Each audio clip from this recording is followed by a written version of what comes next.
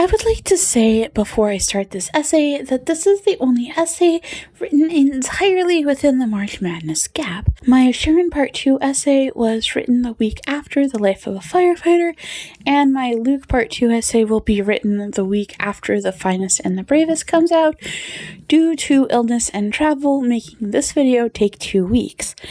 This is important because Ruby has said, or the writing of the show has implied, that Vince did 3 bad things.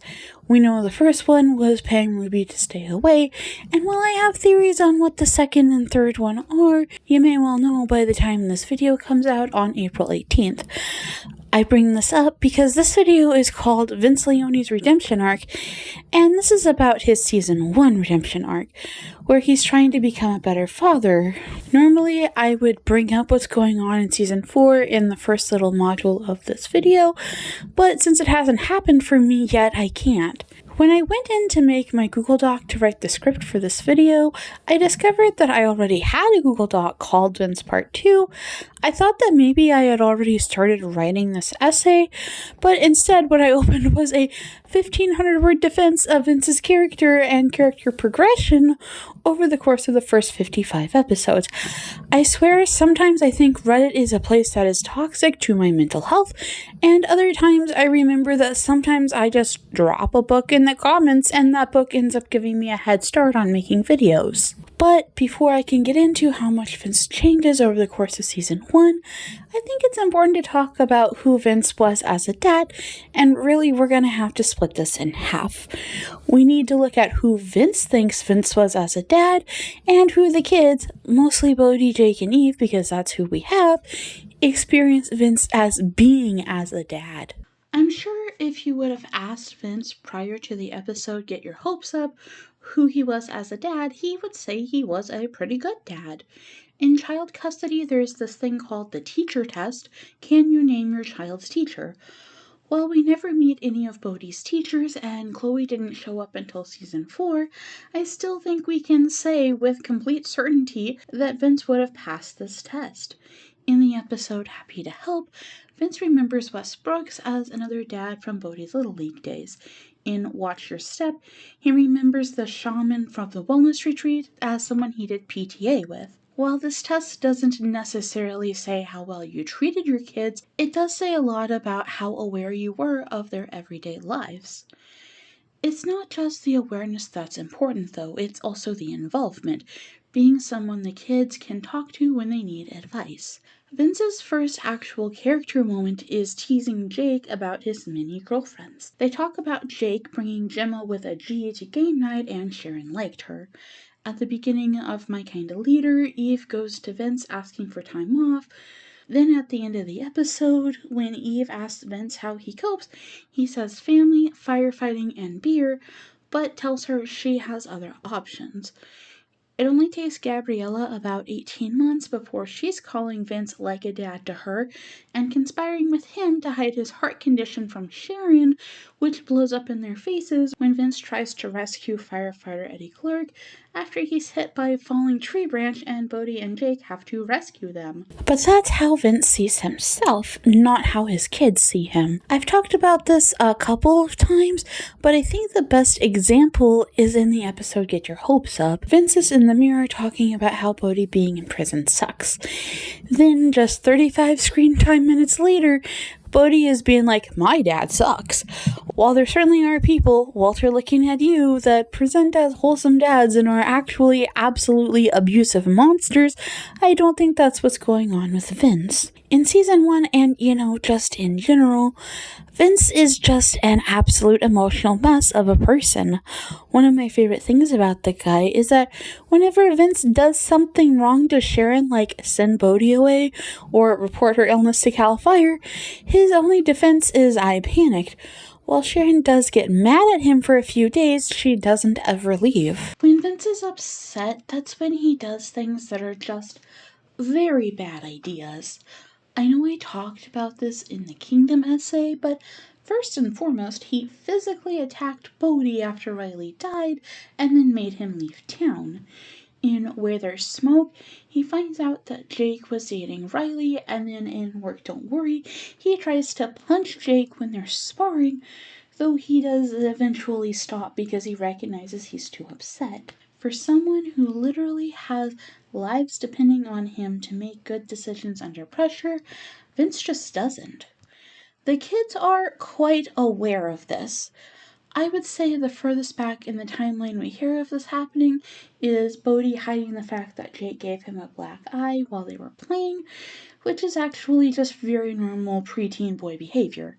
Jake is seemingly actively afraid of what's going to happen when they tell Vince that he shouldn't be on the bridge rescue, and in season 2, when Jin storms off, Sharon is quick to send Vince away on a call, seemingly because she knows how this used to go and doesn't want the social worker to see it. But while Vince is famously known for being angry and grouchy, the flip side is correct as well. It seems to me Vince is always just one harsh look from Bodhi or smart remark from Jake away from being in tears, and I mean, more and more it seems like Walter just being around is upsetting to Vince. In fact, I would argue, with data to back it up, that Vince is actually more likely to slip from anger or calm mood into being upset than he is to slip into anger. I suppose the point here is that I'm not trying to assassinate Vince's character, nor am I trying to retell everything that I said in my CPTSD video. Instead, while we walk through these redemption moments for Vince in the first 16 episodes of Season 1, I think it's important to realize that there is a meaningful disconnect between who Vince sees himself as and who Vince actually is, at least in part due to his emotional instability. Vince is not someone who's going, "Oh, my kid's back, I better try to be a better dad." Vince is someone who is going, "What do you mean I wasn't the world's #1 dad?" His self-image isn't entirely made up, it's just incomplete. Bodhi, Jake, Eve, and Gabriella absolutely adore him and look up to him, but they're also incredibly afraid of pissing him off. I think it's pertinent to start talking about Vince's redemption arc now. Back when I was taking notes during my big rewatch in September, I decided it made the most sense to specifically look at Bodhi. That being said, Vince's redemption arc in the Drugs at Camp arc, which I will get into in 2 weeks now, has to do with Jake and Vince learning a lesson through parenting Jake that changes how he parents Bodhi. In the pilot, Vince has 2 scenes regarding Riley. The first at the station when he gets upset as he hears Jake and Eve talking about her, and later when he brings her up to Sharon. However, we don't hear anything about Vince and Sharon having another kid until Sharon barges into Bodhi's hospital room and Bodhi says, "Hi, Mom." In that scene, Vince looks apprehensive as he says, "What the hell are you doing?" We see him come out in full swing angry and abusive behavior in Fresh Prince of Edgewater. As I've talked about extensively, he's making moves to get Bodhi sent away. These fail, but only because Eve guilted Jake into lying. There's actually a whole bunch more abusive stuff that happens in this episode, but you're gonna have to check out my Bodhi essay for info on that. I would say that Vince's very first act of redemption comes in the episode Where There's Smoke. It seems like a tiny thing, but Vince says, "Don't shoot, that's my son." Earlier in the day, Vince had called Bodhi Sharon's son, and when Vince was gone, Sharon whispered, "Our son." Bodhi does not take kindly to being called Vince's son. Later in the day, when Vince is trying to convince Mojave to let them escape, Vince says, "Trust me, you want to see your kid again." Bodhi has a moment, and then later in the episode, we see that Vince did agree to see Bodhi, and Bodhi agreed to talk to him. And this visit was bad. It started out with Vince being a little grumpy about Bodhi being in prison, then moves to Vince saying, "It should have been you." I think it's probably true that he was saying, "It should have been you up there on the mountain with me. We would have dealt with this without getting the cops involved." But I absolutely understand why Bodhi thinks he's saying it should have been you who died that night. Bodhi storms out, and Vince looks like he has no idea how it went so badly, even though he spent the majority of the visit comparing Bodhi and Jake. While Work Don't Worry doesn't have any redemptive acts from Vince, it is the first time that we see Bodhi's dislike of his dad start to waver. At the top of the episode, Bodhi is planning to take Vince off his visit list because Vince continues to be a jerk during their visits. However, when Vince is nearly crushed by falling debris, Bodhi works double time to save him, and at the end of the rescue, he says, "I'm glad you're okay." At the end of the episode, Vince agrees to work on listening more and talking less at their visits with Bodhi, and decides to put money in Bodhi's account. Get Some Be Safe is an interesting episode because I think Manny kind of unintentionally, or maybe intentionally, messes with the relationship between Vince and Bodhi. At the top of the episode, Bodhi becoming First Saw is framed as inevitable, both because of his work skills and because he's Manny's favorite.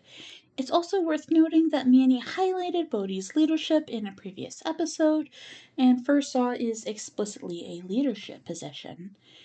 However, on the fire, Manny makes it out like Bodhi was appointed First Saw because of his connections, which leads Vince to be extremely skeptical about whether or not Bodhi is capable of literally doing the job of First Saw. However, it's only a minute or two before Vince and Bodhi are executing the rescue together, which included saving a child from a loft. Bodhi also wants to save the horse, but when it becomes a question of the horse or their lives, Vince orders him to leave. But remember, this is Bodhi, who, in 3 short years, will nearly give his mom a heart attack by going back to save a dog. Of course, he isn't going to let a horse just die just because his dad says so. But you best believe that the exact second Bodhi is still in danger due to not leaving with Vince, Vince is yelling that they won't lose the barn and is about to run in to save Bodhi. Thankfully, this is not necessary as Bodhi and the horse come out together, and Vince breathes a big sigh of relief.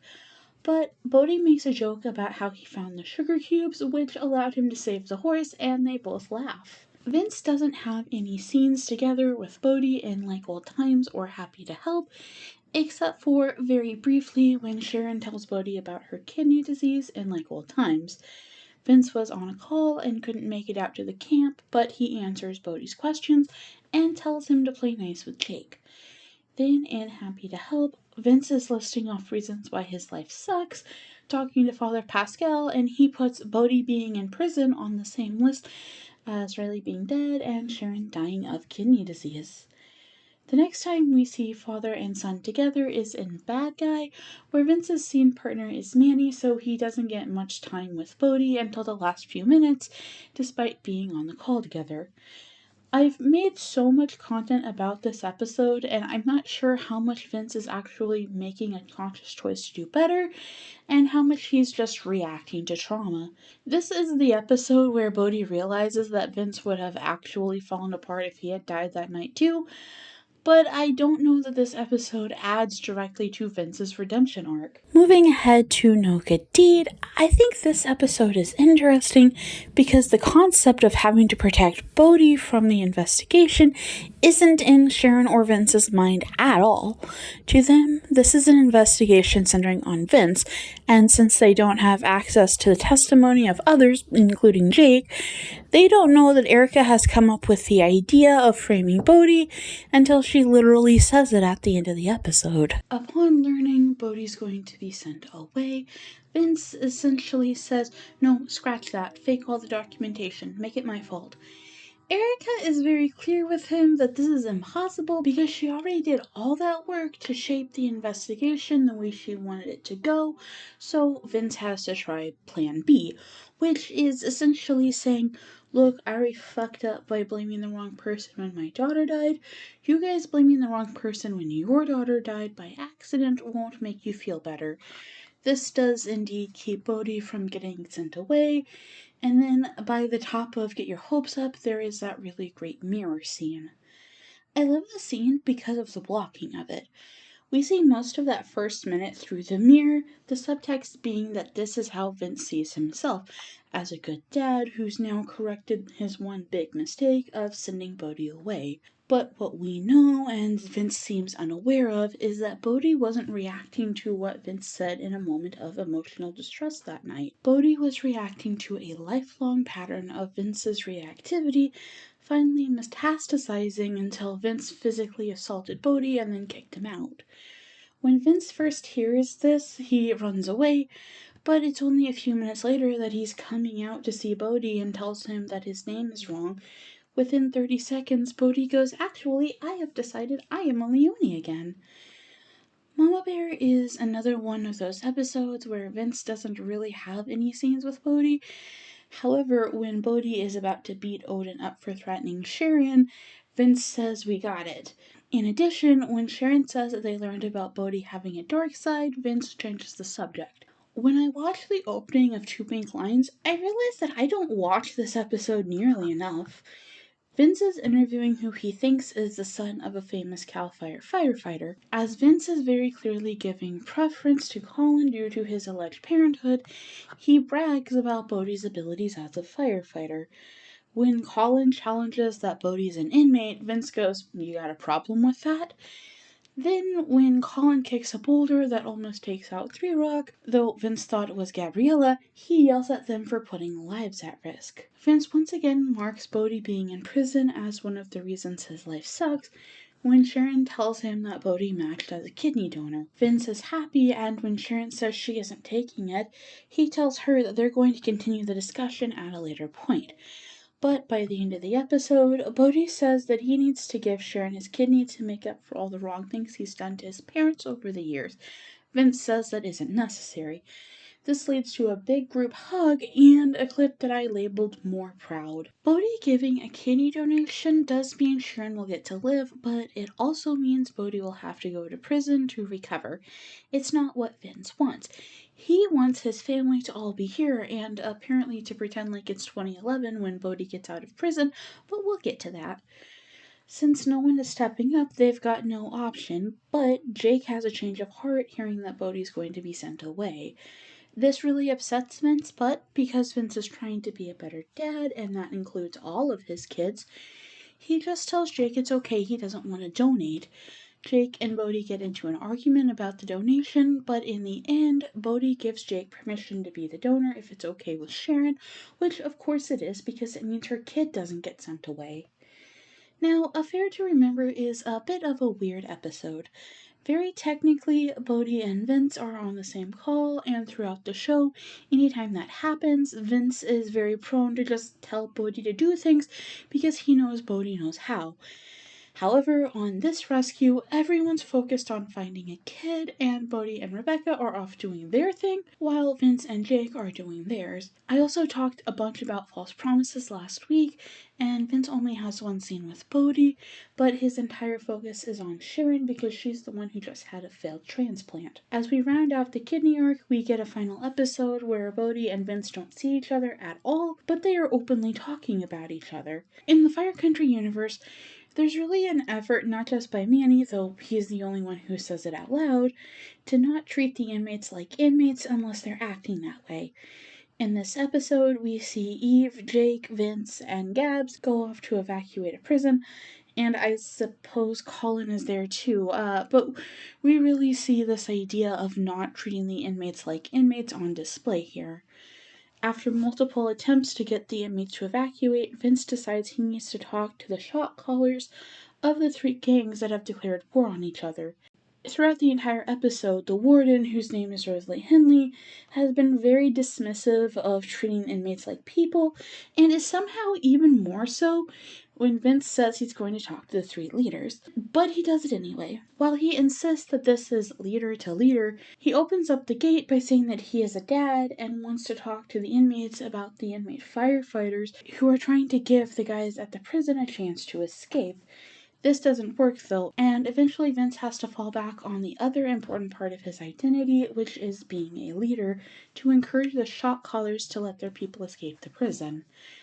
At the end of the episode, Paul Knox, one of a handful of firefighters on the show who do not like Vince, goes up to Vince and tells him that he raised a good kid. To me, this is kind of the quintessential moment to end off Vince's arc across these two arcs, because everyone knows that Vince raised someone who is in prison, but also someone who cares about the community and the people who live in that community. That this comes from someone who doesn't really like Vince is important because it shows that who Vince is and what Vince tried to do are separate and can exist independently. I think this is a good spot to stop the essay, not just because this is where I've been stopping these essays, but because in just 16 episodes, we see so much progress. From Vince being someone that Bodhi doesn't want to be around to being someone who says openly that his son is in prison. Obviously, he's not proud that Bodhi went to prison, but he is proud of the way Bodhi is trying to turn his life around. I think Vince throughout these episodes is really changing as to who he is as a character. That's not to say he's not still reactive, he definitely is. He's also still very grumpy, but Vince is trying his hardest to be a better father to Bodhi, and we see it with all of his kids. What I really love about Vince is that we don't often get to see these really gradual redemption arcs across media. I think that's one of the reasons why prior to Vince's death, a lot of people still didn't like the guy. You can compare where he is in Fresh Prince to where he ends up in I Do It Again, and his character has grown an incredible amount. But there is no single light switch moment. As early as Where There's Smoke, he is trying to apologize, and as late as I Do It Again, he is yelling at Bodhi. This is what makes Vince feel both very real and very frustrating. But sadly, Vince isn't here anymore. He died, leaving the new head of the Leone family legacy, I suppose, being his younger brother Luke. If you're new here, Luke is my absolute favorite character. And next week, I'm going to be making a video all about the younger Leone brother and his insecurities in regard to the place he has in his family. I'm really excited because this is truly a save the best character for last moment.